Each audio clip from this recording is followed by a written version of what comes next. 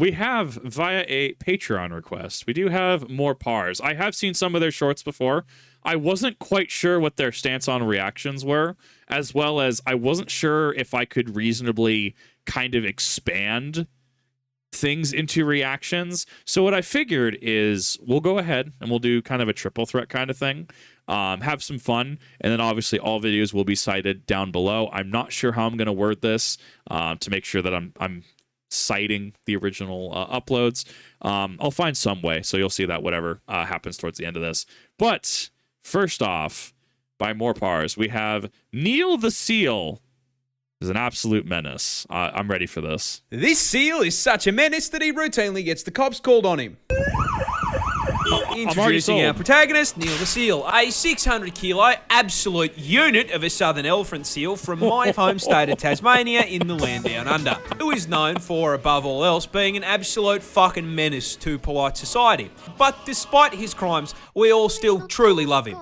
But what are his crimes? Well, see, he seems to just fucking hate traffic cones and road safety in general, has regularly been caught trespassing, and then once he has been caught trespassing, belligerently screaming at locals because they won't give him his fucking fish, and has been known to just block roads by plopping his fat ass down directly in the middle of them. However, hands down, the funniest shit he has ever done was just straight stopping this random lady from going to work. I shit you not. Oh my God. This motherfucker crawled out of the ocean, up the beach, crossed the road, absolutely fucking bodied this woman's poor letterbox, and then proceeded to plant himself directly in front of her fucking car. How do you handle that? Like, reasonably, how do you stop that? You don't. That's kind of just like, oh my God, this seal is a menace to society, and I absolutely love this.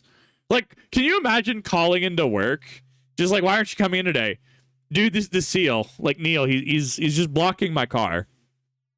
I physically just, I can't move my car.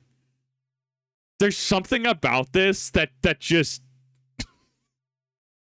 that poor post box. Just absolutely just... love it. She was then unable to go to work because this half-ton beefcake was camping her driveway for so damn long.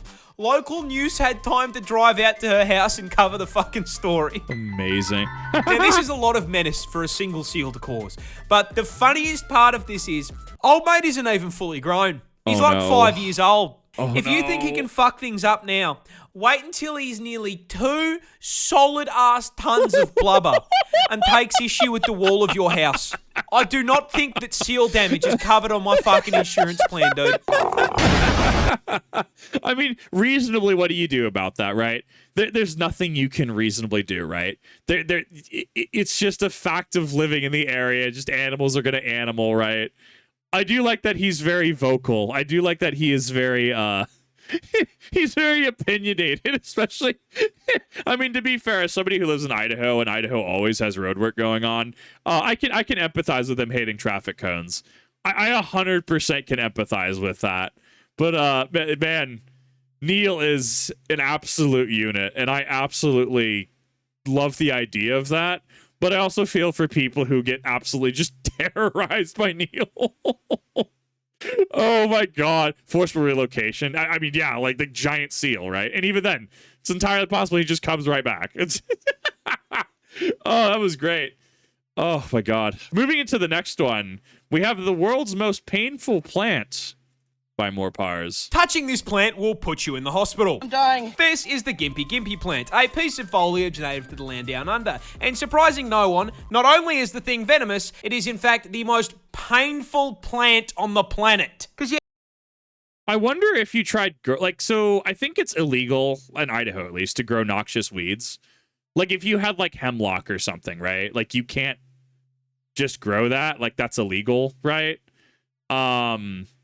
I wonder if stuff like this is actually illegal. I'm sure it'd be illegal to grow. Like if you for some reason took it to your home state or home country and tried to grow this, I'm pretty sure someone somewhere is going to take issue with this, even if you were somehow able to like I don't know, like transplanted or grow it from seeds or something. Like I feel there is some law that gets broken. No, of course, man. Even the fucking leaves down here have a problem with me. Growing in the rainforests of northern Queensland, these hell bushes are covered in tiny hairs that, upon closer inspection, aren't hairs at all and are actually thousands of hypodermic needles waiting to stab you and break off inside your skin if you so much as brush them. Once inside you, these needles will inject you with, I am not kidding, neurotoxin and cause absolutely excruciating pain. No. I mean, like comedic levels of pain. With one person describing it as being covered in hot acid and electrocuted, and another woman saying that it was straight up more painful than childbirth and she'd given birth 4 times. Damn. I feel... love how my brain goes to, I'm sure this is just some kind of Cold War punishment. And it's like, no, maybe that's actually a little too cruel and unusual for humans. Like... yeah, this thing sucks. And the fucked up part is, the neurotoxin isn't even lethal. So this spiteful of a plant is hurting you purely for the love of the game. Mind you, there are reports of people saying getting stung by this thing is actually worse than being put in the ground. This is because Groot's little hellspawn cousin here can continue hurting you for literal years after being stung. Wow. This is because those thousands of little hypodermic needles are actually made out of silicon, meaning your body can't break them down. And with how thin they are, your skin will usually close up over the top of them, meaning that these neurotoxin-emitting slivers can sit inside your skin for literal years. So I actually have a piece of graphite in my hand from middle school. I had a buddy in middle school, and what ended up happening was it was math class, I think in 7th grade specifically. And what ended up happening was he was kind of jabbing a pencil forward, and then the pencil hit my hand. It's specifically my right hand on the underside of my index knuckle. But I can even still see here, like I can still see the kind of gray of the graphite because he pulled back his pencil and the graphite was kind of missing. So yeah, your skin just like grows back on top of that. Like it's just still in there. I mean, it doesn't cause any issues as far as I'm aware, right? I mean, I don't know, man. Like, sure, I'm sure ideally, yeah, you would want to make sure to like dig that out, but it's been so many years at this point, and like it's just in there. I don't know. But yeah, no, this doesn't surprise me, actually. The fact that it just closes up around that's wild. Releasing more neurotoxin anytime that they're moved or disturbed. This constant, chronic, agonizing pain is so unbelievably bad that there have even been records of, trying not to get banned here, people Alt F4ing existence to make it stop. This particular incident came from a man who accidentally used one of the plant leaves as toilet paper. I don't think it gets much worse than neurotoxin to the nuts. That would hurt. Yeah, no, that truly is a fate worse than Alt F4, which then would constitute the desire to Alt F4. Wow, yeah, that sucks. I feel like this is not. This feels like a very Queensland thing. I don't know enough about Australia. I know that they're on the west side. There's a place called Pointless Loop. That's about it. Some of the naming in Australia is fantastic. Whenever I hear about Queensland, it's usually about how there's something really odd or really foobar in Queensland. That's unfortunate. Yeah, I think that would constitute biological warfare in some capacity. That is absolutely wild. And thus, this leads us to the funny, the shrimp. This shrimp can cause explosions. My main goal is to blow up. Introducing the mantis shrimp, native to the West Indo-Pacific Ocean and possibly the coolest crustacean under the sea, because this fluorescent armored sausage is actually a voracious, bloodthirsty predator rocking enough surveillance equipment to scare the CIA with a weapon powerful enough to surpass Metal Gear. See, the mantis shrimp is a highly effective predator, and they find and track their prey.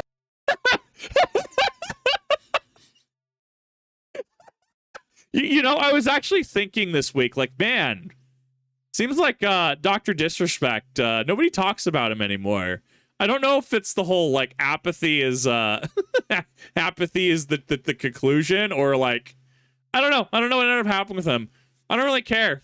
Generally don't talk to 17-year-olds. Don't be inappropriate 17-year-olds. That's it. The cheeky jab got me. With easily the most advanced set of eyes on the planet. First off, each of these eye stalks can rotate independently like a periscope, Amazing. giving them a full 360 degrees of vision.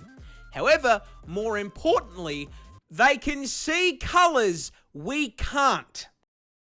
So that's actually not that weird. I think butterflies can see more colors than we can too.